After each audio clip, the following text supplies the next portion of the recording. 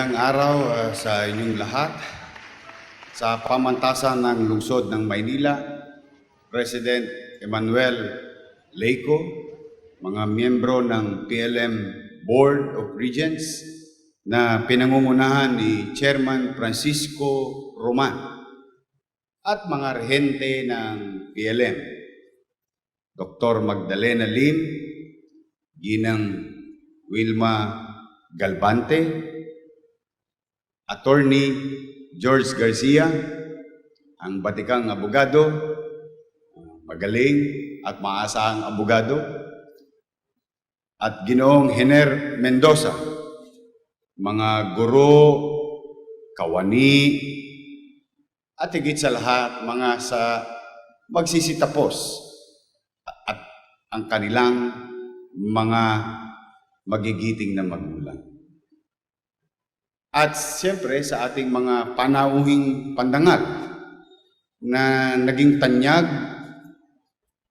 sapagkat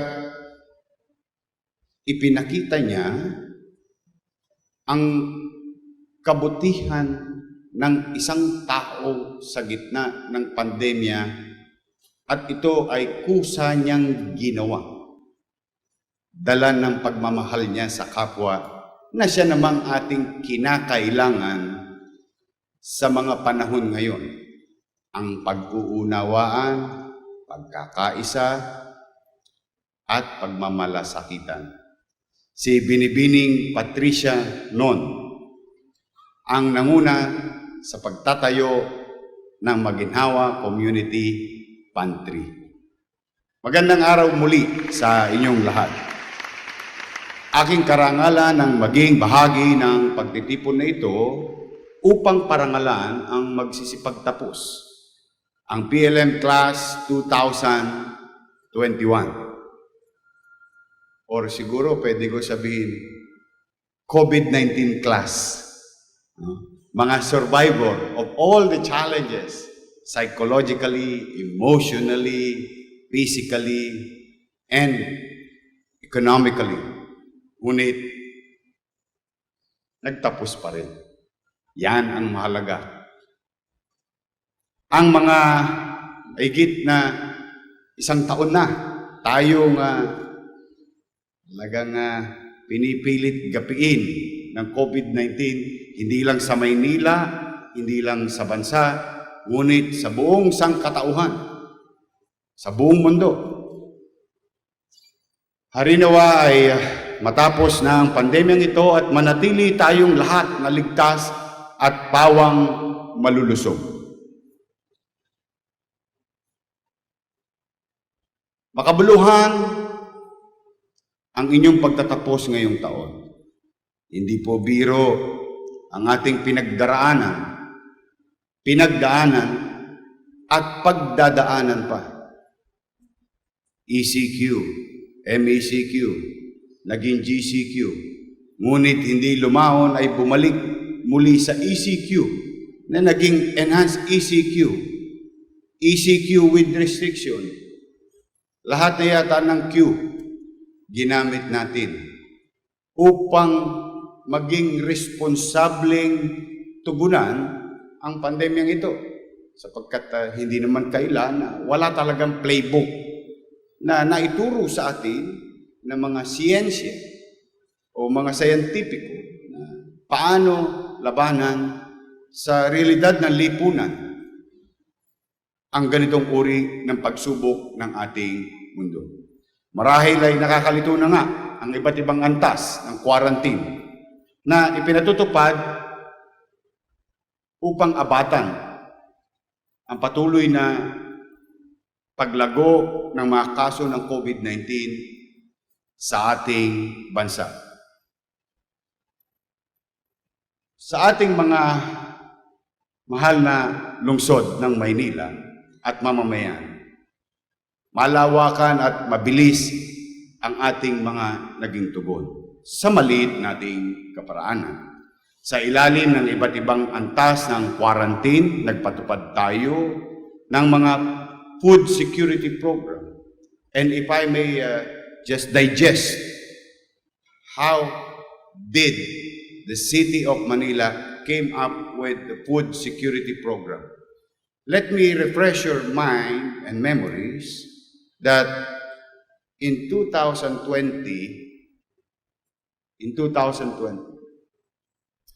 yung budget noon ay ginawa ng 2019. At walang nakakaalam na may mangyayaring pandemya sa 2020. Kaya ang paghahanda ng budget ay nakalaan sa normal na pamamalakad ng pamahalaan sa patungkol sa kanyang bisyon, aspirasyon bilang isang pamahalaan para sa kanyang mamamayan. Ngunit, Setyembre ng 2020, if I'm not mistaken, I saw a data coming from different socio-scientists, companies, na nagtala ng malaking porsyento ng stunting and what they call involuntary hunger. That was September of 2020. Immediately, ang inyong lingkod sa maliit naming kaparanan, ipinahinto ko yung paghahanda ng budget for approval by December. Opo. Napaka-unusual po nun. Usually, the local chief executive will prepare the budget by September 15 and submit it to the local legislative body and let them run its natural course. But with that data, as I have committed to the people of Manila, na ang pamahalang lungsod ay magiging responsable and responsive sa mga darating pang epekto ng pandemyang ito. Sa ganitong usapin ay paggutom. Kaya minabuti kong baguhin muli para sa taong 2021 ang paghahanda ng budget at dyan lumabas yung food security program. Kung saan gusto kong maibsan yung socio-economic impact sa buhay ng mga pamilyang Manileño, which is about 700,000 families. At inisip namin kung totoo yung sinasabi ng national government that we will start inoculation by January at the time, so we can bridge the gap to sustain involuntary hunger and the impact of inflation and so on and so for 6 months. But then again, hindi nga nangyari yung first quarter, so naatrasado, but be that as it may, what transpired is at least nagawa nating makapagdagdag ng 3 bilyong mahigit na piso para sa isang programang o kampanya ng lungsod. Walang magugutom sa lungsod ng Maynila. Kakain tayo. So, ngayon po ay nasa ika-5 buwan na tayo ng food security program at July ay ang ating last month sa FSP. But I hope with your help, and of course, I hope they will continue to do their job in the national level, that we will achieve the next objective, which is September, of herd immunity sa ating bansa. But gusto ko lang yon ipaalala sa inyo, how did we prepare our city with regard to food security. Maibsan yung nararamdaman ng utaw sa lungsod ng Maynila. Kaya ito ay natamasa ng mga food packs sa mga residente ng Maynila na dinala mismo sa kani-kanilang barangay. At ang aking hininging tulong sa mga barangay, dalhin mismo sa kani-kaniyang bahay nang sa ganon Totoong gumagawa tayo ng programa, totoong rumiresponde tayo sa pangangailangan, ngunit responsable rin tayong pamahalaan na hindi lalabag sa mga alituntuning pinatutupad ng IATF. Kaya maraming salamat sa ating mga partner na mga barangay official. At ito, namigay din tayo ng pananalapi o mga pondo or sa Ingles ang tawag na Social Amelioration Program ng ating pamahalaan. Andiyan yung makikita sinabayan natin to ng yung allowance ng senior citizen, single parents, mga estudyante ng UDM, mga estudyante ng PLM, milyon-milyon po, sa totoo po, bilyon. First time in the history, and you can check it, in the city government's approach, na isole ang pera sa tao. As in, literal application of it.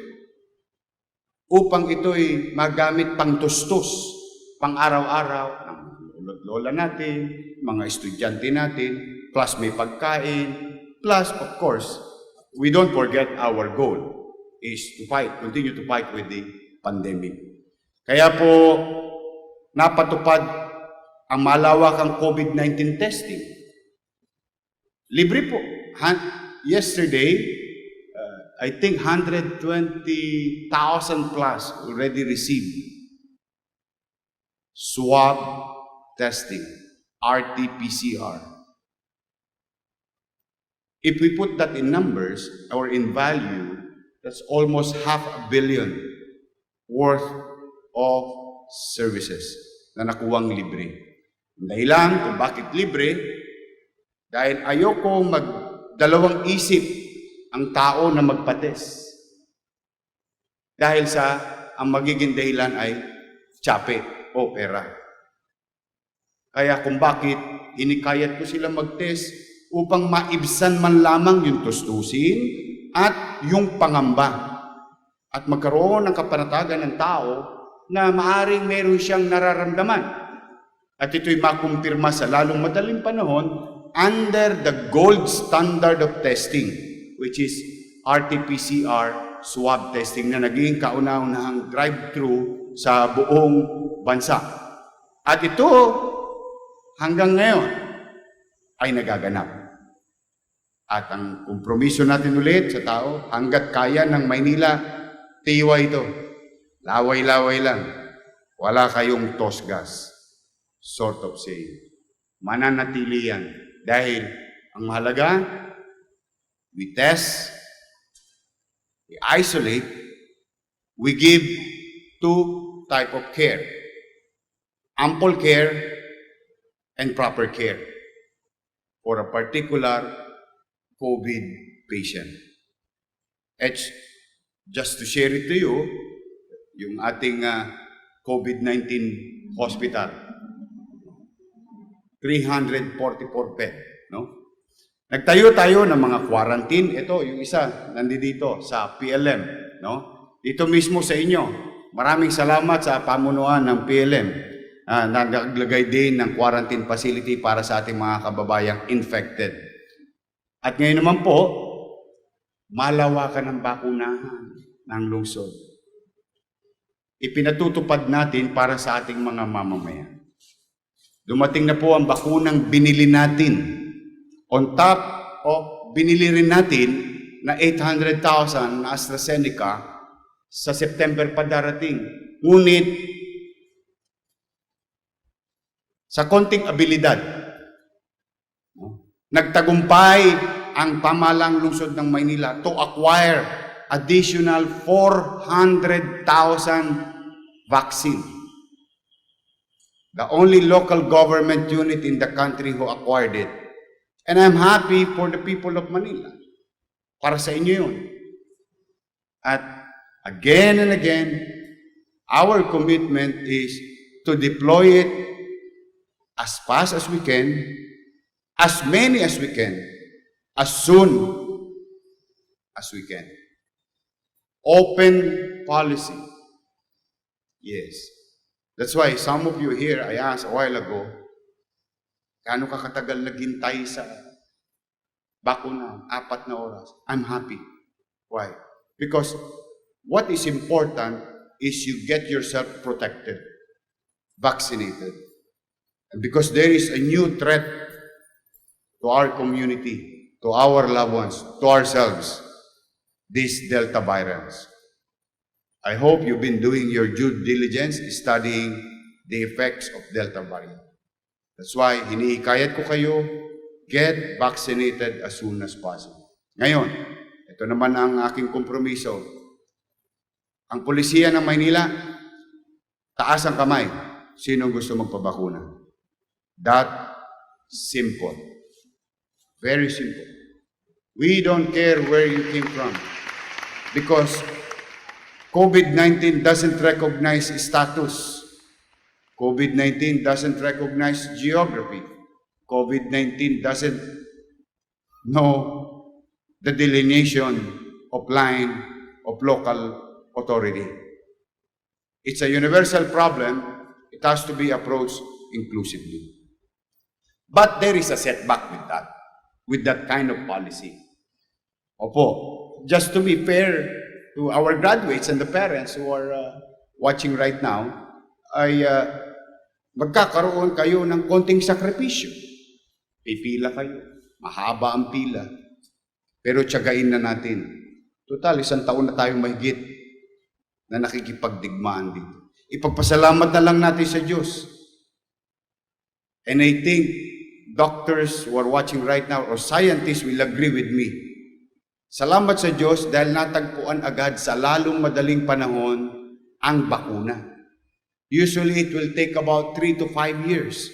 But in a short period of time, vaccine that may protect people, natagpuan ng mabilis na panahon. Kaya sa bakunahan sa lungsod ng Maynila, isa lang po masasabi namin sa inyo. Welcome po kayo sa Maynila. Mga kababayan, sa bakunahan, pipilitin natin akapin ang higit na nakakarami sa araw-araw. In fact, modesty aside, na-break na natin yung 20,000 margin, na-break na natin yung 30,000 margin, or mark. And we will continue to excel. And I would like to give credit to our Manila Health Department, MDRRMO, who are inoculating our people. Kailangan ng ganitong malawakan at kagyat na pagkilos dahil ang virus na COVID-19 ay mabilis ding kumakalat. So, vaccination should be faster than infection, sort of saying. Samantala, patuloy po ang mga pagpapatupad ng mga proyekto ng ating lungsod. Yung aking mga matagal ng pangarap. Opo, tagal ko pong inintay ito. 20 years. Going to the ladder. Konsihal, vice mayor. Tapos ngayon mayor. Inantay ko po talaga. At ito'y hindi ko naman po pinagkait na idea. Shinare ko rin ito sa mga nagdaang mayor. Ngunit, that is water under the bridge. Now, I'm happy. Maraming salamat sa mga batang Maynila. Binigyan niyo ako ng pagkakataon. Pinanghawakan ninyo yung laway ko. Ngayon, masasabi ko sa inyo, tupad laway na. Sapagkat wala akong sinabi. Opo, wala akong sinabi noong 2019 na hindi naganap. Bagamat tinamaan pa tayo ng pandemya. Because I always wanted to change your mindset or perspective towards the government na kapag dating ng panahon na darating na rin sa inyong puso't damdamin na kapag may sinabi ang gobyerno, tiyak magaganap, tiyak matutupad. Kaya po, malugod ko pong paalam sa inyo na patuloy na tumatayo ang mga tahanan para sa ating mga maralita at mahihirap na tagalungsod ng Maynila na dati ring katulad ko. kakaroon na rin ng katuparan ang kanilang mga pangarap upang magkaroon ng sariling tahanan. Opo, aso nga naghahanap ng masisilungan kapag umuulan. Tao pa kaya? Yan ang lagi sinasabi sa akin ng nanay ko. Hindi namin natupad ng nanay tatay ko. Eh siyempre, alam naman mahirap talaga ang buhay. At wala namang programa ang gobyerno at the time para sa aming mga squatter. Ngunit, salamat sa Diyos, salamat sa mga batang Maynila. Binigyan ninyo akong pagkakataon, yung hindi namin natupad ng nanay at tatay ko, ay ngayon matutupad ko para sa nanay at tatay ninyo. Andyan ang Condominium 1, Condominium 2, Binondominium 1, at yung Baseco Community. 239 townhouses. Hindi po ito yung nakikita ninyong bungalow-bungalow o bahay kalapati. Tunay na tahanan. 2-bedroom with complete amenities including facility and utilities. Masasabi ko na it's a community. Hindi siya ginawa para may magawa lang at may picture taking lang. This will address, honestly, bringing back dignity to our people. In fact, hindi pa alam nila sa Lunes, mag-awarding na. Ang hindi nila alam, meron pang Basek Community Part 2. Sa Lunes pa lang nila malalaman after the awarding. Sapagkat sa tulong ng pribadong sektor, ako'y nakakalap na naman ng worth 300 million pesos na additional na matatayo natin na townhouse. So may kondo ka na, beri mo dati squatter ka lang, naka-elevator ka pa. Oh. Tapos ngayon naka-townhouse ka pa. At ang kalsada, hinanda, mapabagyo o tag-init. Pasilidad ay nandoon. Maaliwalas. Beri mo sa Baseco ngayon, no? May park ka na, yung ginawa namin doon sa gilid ng Ilog Pasig, yung pasyalan nila. May beach ka na, social. Kasi yung beach doon, wala na kayong makikitang basura. Every single day. Tapos may bahay ka na bato. Hindi barong-barong, hindi dingding. Same manner, with condominium. Maraming salamat to sumalangit na ang kaluluwa ni Prime Minister Lee Kuan Yew. Na-inspire niya talaga ako. So the in-city vertical housing program, the City of Manila, is almost a copy of Singaporean housing program. Almost 95%. Ang pinagkaiba lang noon, medyo gatmabi yung tosgas ng pamilya sa Singapore. Sa atin naman, binagay ko sa kakayanan ng isang squatter, ng isang mahirap. Kaya 2 bulig lang ang kanyang magiging responsibilidad. But be that as it may, what matter most, we in the government, when we spend because we address social problem. Perennial social problem. It's not for us to earn. Yung mabalik yung puhunan, thank you. Pero yung kumita ang pamahalaan, hindi. I'm not a believer of that. I'm a believer of government spending. Ang gobyerno, pero ang paggagastos ay may tinutumbok. Hindi gastos pariwara. Di baling malakas gumastos, di baling malakas umutang, wala akong problema sa utang dahil kahit malalaking kumpanya yung umutang, basta itong mga salaping ito ay tumutugon surgically addressing social perennial problem para may endgame naman. In fact, while we're building housing, we're strengthening our healthcare institution. Kasalukuyan tinatayo ang 10 palapag, fully air-conditioned, and I challenge you, Pag hindi naging itsurang Makati Med yun, ipasosoli ko sa kontraktor yung bayad natin. Yan ang ginagaranti ako because I always wanted the best for you. Hindi yung, alam mo yung magbago yung perspective natin sa gobyerno kapag gawang gobyerno, maganda, matino, tapos nilagyan ng puso.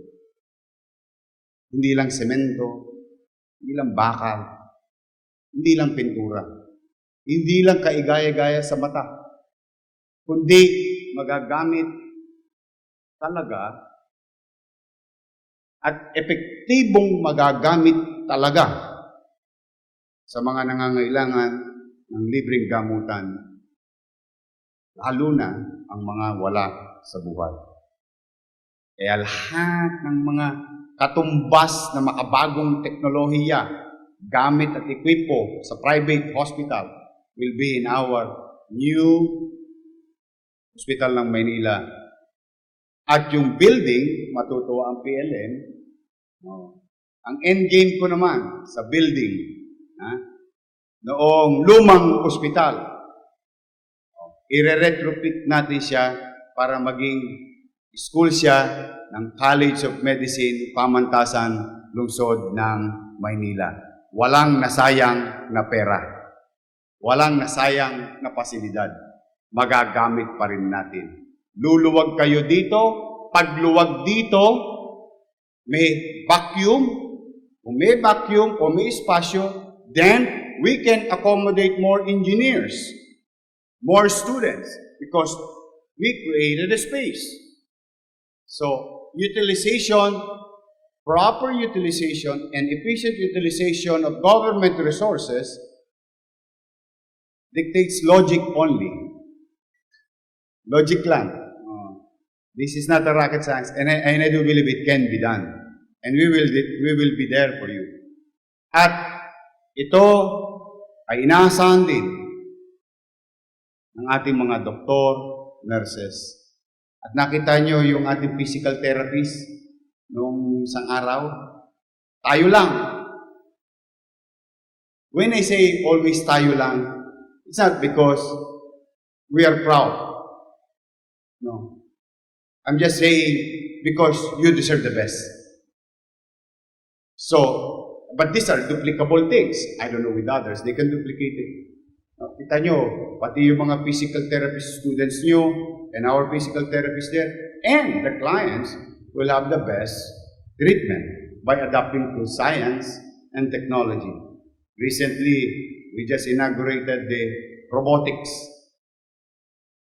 for physical therapy in Hospital ng Maynila. Kaya kayong mga magtatapos, magiging healthcare, no? Magiging healthcare workers ng bayan, lalo na dito sa Maynila. Naku, Diyos ko. May excite kayo sa Hospital ng Maynila. In fact, excited nga yung mga doktor doon sa COVID-19 field hospital. Kasi talagang giniginaw sila. Sort of saying, metaphorically. No? Ang lungsod ng Maynila ay isa lamang sa mga lungsod na nakikibaka sa pananalasa ng pandemyang dulot ng COVID-19. Bagamat puspusan ang ating pagkilos, hindi po ito magiging matagumpay kung ang buong bayan ay hindi magtatagumpay.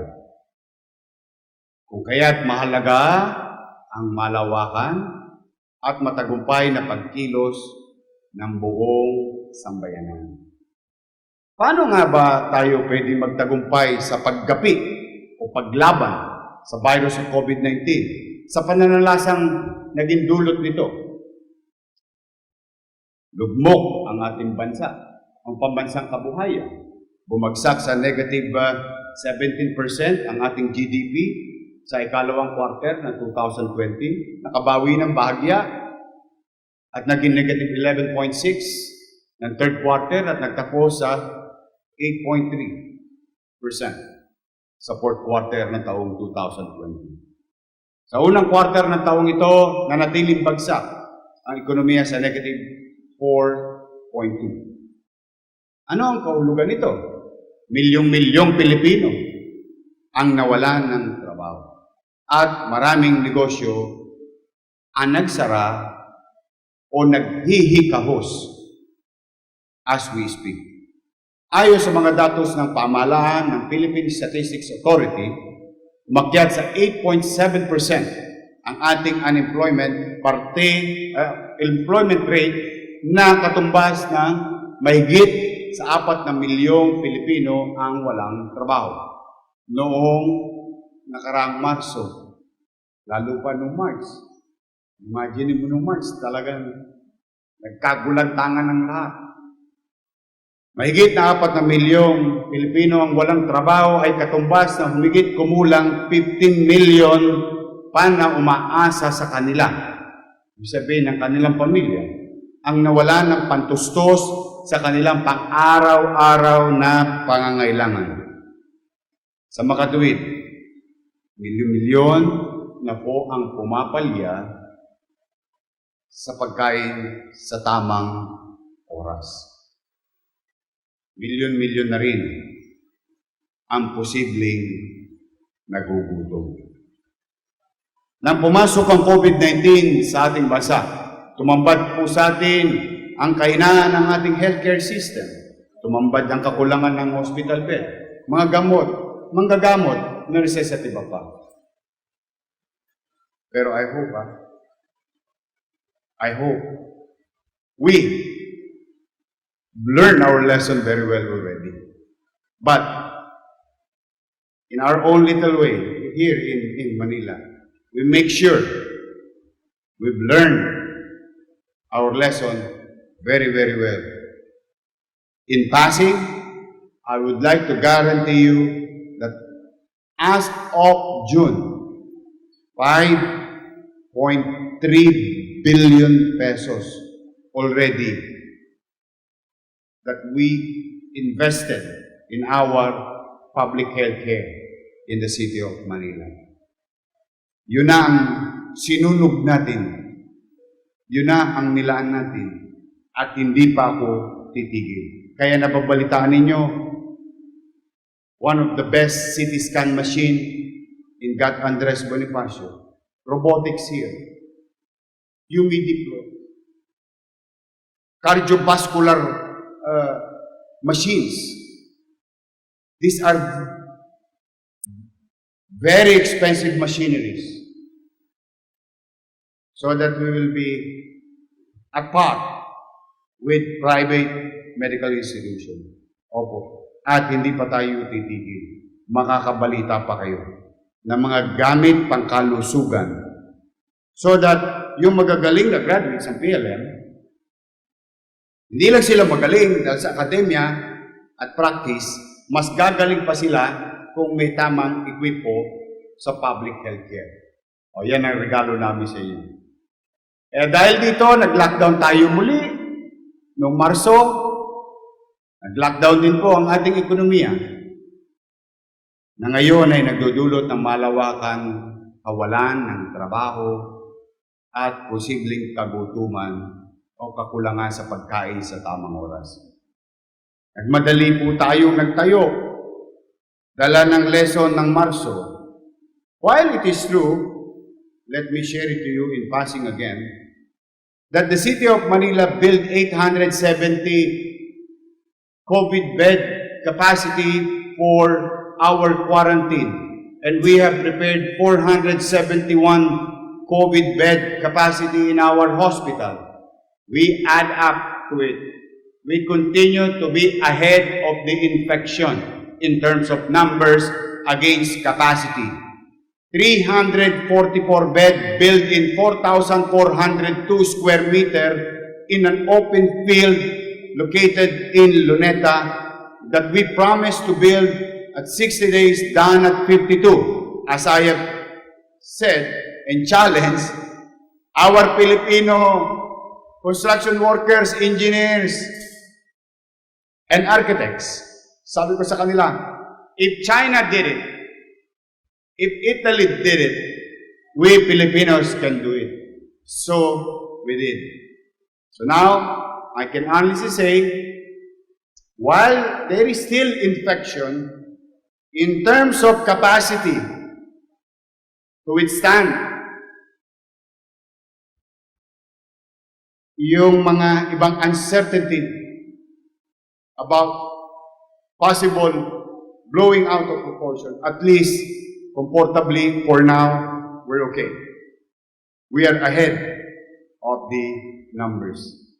Kaya mga kapwa ko Manileño, mga kababayan, ang pananalasa ng COVID-19 ay talagang nagdulot sa atin at nagatid sa atin ng mahalagang aral. Hindi po dapat ilagay sa iisang timbangan ang kalusugan at kabuhayan. Anong balance? Balancing life and livelihood. I understand March of 2020, life. But I think 3 months, we already adapted to it. And more so with 1 year and 3 months, I think we've learned a lot of things. Katulad ng face shield na suot ninyo, na sana'y mapag-aralan ng mabuti yan. Kung yan ba'y may visa, dahil yan, tosgas lang sa utaw. At milyon-milyon plastic na basura in the future, kawawang mga bata sa kinabukasan. I hope may visa. I hope malaki ang epekto sa proteksyon. Because Dr. Fauci disagreed. CDC disagreed. NHI disagreed. But for the meantime, as a matter of rule, sunod lang tayo. Pakikisa. Pero, bago ako magpatuloy, let me remind ourselves, ang trabaho ng gobyerno, maibsan yung katatayuan ng tao, hindi magpahirap sa tao. Baka lang, there's too many smoke screen in our eyes. And now, we are not seeing the real picture of our purpose as leaders of our respective field. And I hope somebody there should be listening to us. And I would like to give credit to Dr. Edsel Salbahan when he said to me, yes, Mayor, yes, Yorme, aaralin namin. And that's what I need. That's what I only ask. Aralin natin. Kasi tosgas talaga yan. Araw-araw yan, posam, 15. Ang dali pang masira. O sa isang minimum wage earner, sa posam na lang, 300 na yan, isang buwan. 300, pinakamahal na bigas, pinakamagandang bigas. Bigas pa lang, ulam na. 62 pesos. Tumira ka ng 60, 5 kilo. Ang nasave mo. 5 kilo, 1 kilo, kaya tumira ng 4 na bibig sa isang meal. Imagine the effects of this. Plus, of course, our senior citizens. Those who have preconditions. Because it agitates pulmonary. I don't know. I'm no scientist. But these are the complaints of our people. I'm trying to elevate to proper authorities. But be that as it may, kaya kailangan timbangin ang buhay at kabuhayan. Sabay dapat kong tinutugunan. Hindi natin to pwedeng baliwalay. Panatilihin natin na pahalagaan ang kabuhayan at kalusugan sa parang hindi sila nagtatagisan. At ito ay magagawa lamang kung tayo ay may malawak at may malayo ang pananaw. Sa kabila ng pandemyang ito, mahalaga na ipadama natin sa ating mga mamamayan ang pag-aaruga ng pamahalaan. Katungkulan ng pamahalaan na magpatupad ng proyektong pabahay para sa tunay na maralitan. MBN. And I have to give credit to NCPAG, UP NCPAG, National College for Public Administration and Governance. when they taught me at 24 years old, during my first term, when I entered into public service as high school finish. And I'm very fortunate and grateful to UP and CPAG. Nagabayan nila ako ng tama at tumatak sa akin yung isang subject. MBN, Minimum Basic Needs. At isa rito ay pabahay, edukasyon at kalusugan. After that, I think the people should be allowed to enrich themselves as long as we provide the minimum basic needs. That we guarantee it, that we will deliver. Not only deliver just for the sake of delivery, but the quality, the type of services. No? Hopefully. Mayroon hangganan ng pagsubok. Opo. Sa pamamagitan ng ating sama-samang pagkilos at walang pag-aalinlangan na pagsulong. After the rain, there is a rainbow. Kaninang umaga, matayog na sumikat ang araw. Ginagarantihan ko sa inyo. Maya-maya lang, a few hours from now, tiyak, matatapos din ang araw. Ganon din ang pagsubok na kinakarap natin. Kaya sa mga mag-aaral na magsisipagtapos ngayong araw na ito, huwag kayong mawawala ng pag-asa. Patuloy ang ating pagkilos, pagsisikap at pagtsatsaga. Mano pa, tapos na kayo. Sasabak na kayo sa realidad ng lipunan. There will be more stumbling blocks along the way. But if I may share it to you, these stumbling blocks, I look at it in a positive way. Ginagawa ko siyang tapakan para sa pag-angat sa buhay. Don't be stopped by these challenges in real world. Like the way we are now. Tuloy ang flagship program while we address pandemic, while we address the minimum basic needs. We will not stop. We must continue. Kaya kayo mga graduates, ibayan ninyo, dibdib ninyo. But lagi may awa ang Diyos. I always believe. Laging may awa ang Diyos. Sabi nga, I hope tama yung English ko. Do your best, God will take care of the rest. So, sa mga guro at pamunuan ng PLN, salamat sa inyong pagpupunyagi upang maitawid ang ating mga mahal na mag-aaral. Sila ang tunay na pag-asa ng ating bayan. At huwag po natin kakalimutan ang mga magulang na walang pagod na nagtataguyod sa kanilang mga anak upang mairaos, makatapos ang kanilang mag-aaral. Kaya sa mga magulang na nanonood, hindi lang congratulations sa mga estudyante. Buti pa kayo, may graduate na. Ako nagpapaaral pa. So I'm happy and proud of you. One step, at least, you're done. And there will be so many steps ahead of us. And I hope yung mga magulang ay patuloy na maging kaagapay ng kanilang anak. At tayo naman mga anak, huwag titigas ang leeg natin, ha?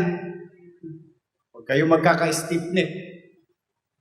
Never ever forget where you came from. And don't put too much excess baggage, babagal kayo. Live and let live. Focus. Ang kabayo sa karera kaya mabilis nakakapunta dahil meron siyang nilagay na tapao. No? Hindi siya naguguluhan. Kasi alam niya yung purpose niya. So you have to do that, mga batang nagtatapos. At balang araw, pag naitaguyod niyo yung sarili, walang masamang magmalasakit at magmahal sa mga magulang. Ang katagumpayan ay ilagay natin sa puso, hindi sa utak. Huwag natin lagyan ng hangin ang mga utak natin. Mahihilo kayo. Mawiwindang kayo. Show humility in success. Be magnanimous in victory. These are the words used by our leaders in the past. And an effective one. Lagi tayo maging mababang loob. Pero hindi komo tayo mababang loob, tayo'y magiging mahina. Pwede tayo maging matatag, firm, habang mababa ang loob. When we choose, we will never be right all the time. Only God is always right. So, the best practice in real world is to be just.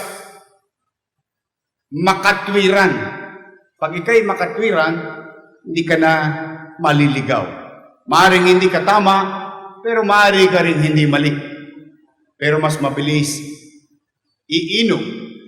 iikot ang buhay mo tungo sa tagumpay na inaarasan mo sa buhay. Mabuhay ang PLM, mabuhay ang lungsod ng Maynila. Mabuhay at ating paglingkuran ang sambayanang Pilipino. Magandang araw sa inyong lahat at congratulations, Class of COVID-19. No, Class of 2021. Pagpalain nawa kayo ng kung may kapal. Manila, God first. Thank you.